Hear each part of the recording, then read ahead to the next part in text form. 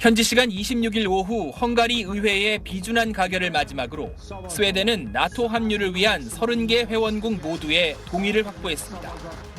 200년 넘게 유지해오던 비동맹 중립 노선을 깨고 나토의 32번째 회원국이 된 겁니다. Sverige lämnar nu 200 år av neutralitet och alliansfrihet bakom oss. Det är ett stort steg. 현재 러시아의 서쪽 국경은 노르웨이와 핀란드, 발트 3국, 벨라루스, 우크라이나와 접하고 있습니다. 노르웨이와 발트 3국은 이미 나토 가입국이고 벨라루스는 친러 국가입니다. 지난해 중립국 핀란드가 나토에 가입하면서 동맹국과 접한 러시아 국경선은 2배가량 늘어났습니다. 그리고 이번 스웨덴의 합류로 전략적 요충지 발트해는 나토 동맹국에 사실상 포위되는 그런 형세가 됐습니다. 가디언지는 발트해가 나토해가 됐다고 평가를 했습니다.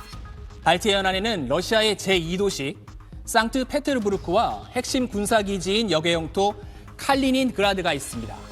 나토는 스웨덴의 고틀란드 섬을 중심으로 러시아에 맞설 새 방어선을 구축할 것으로 보입니다. 미국은 스웨덴의 나토 합류를 반기며 비판의 날을 세웠습니다. I think this only underscores yet again the strategic debacle that Putin's invasion or reinvasion of Ukraine has produced for Russia. 러시아가 나토 동진의 반발에 우크라이나를 침공했지만 오히려 북유럽 국가들의 나토 가입이라는 역풍을 맞았다는 분석이 나옵니다. 러시아는 나토 확장에 맞서 14년 전 폐지했던 모스크바와 레닌그라드 두 개의 군관구를 부활시키기로 했습니다. 유럽 일부 국가들이 우크라이나 지원을 위해 직접 파병하는 방안도 검토 중이라고 밝히면서 3년째 접어든 우크라이나 전쟁이 나토와 러시아의 직접 충돌로 번질 수 있다는 우려가 나오고 있습니다. SBS 이종훈입니다. 우크라이나 지원회의를 주재한 마크롱 프랑스 대통령이 나토 회원국의 지상군 파병 가능성을 거론했습니다. En dynamique, rien ne doit être exclu. Nous ferons tout ce qu'il faut pour que la Russie ne puisse pas gagner cette guerre. 우크라이나의 무기와 자금은 지원하되 러시아와 군사적 충돌은 피한다는 입장에서 변화 가능성을 내비친 겁니다. 러시아는 즉각 반발했습니다. 나토와 러시아의 직접 충돌이 불가피할 거라고 경고했습니다. Конечно, абсолютно не в интересах этих стран, они должны отдавать себе. 독일과 영국 등 유럽 주요국들과 나토는 우크라이나 땅에 자국군이나 나토군은 없을 거라며 서둘러 기존 입장을 재확인했습니다. 미국도 백악관, 국방부, 국무부까지 모두 나서 파병설에는 선을 그었습니다. We have no plans to send U.S. service members to fight in Ukraine. The president has been pretty clear on that. 파장이 커지자 프랑스는 비전투부대 역할을 검토한 거라며 한 발 물러섰지만 일부 국가가 프랑스에 동조하는 태도를 보이면서 여지는 계속되고 있습니다.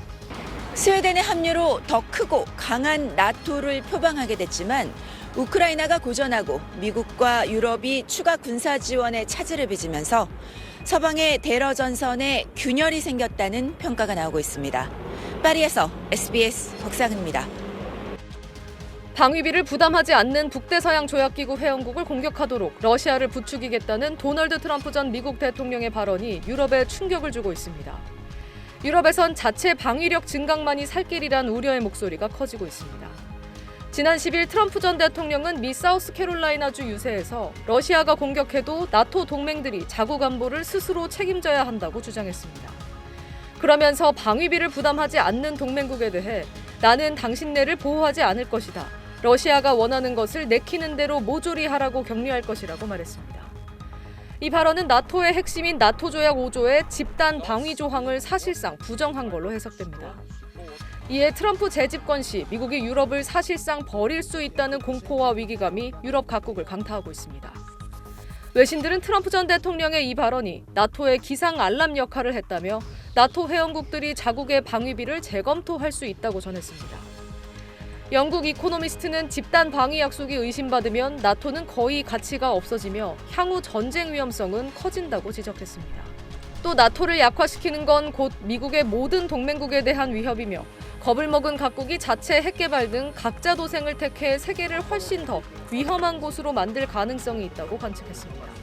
트럼프 재집권의 가능성이 점점 현실로 다가오자 자국의 방위비를 늘려야 한다는 주장이 독일 등 유럽 국가 내에서도 힘을 얻고 있다고 외신은 전했습니다. SBS 김민정입니다.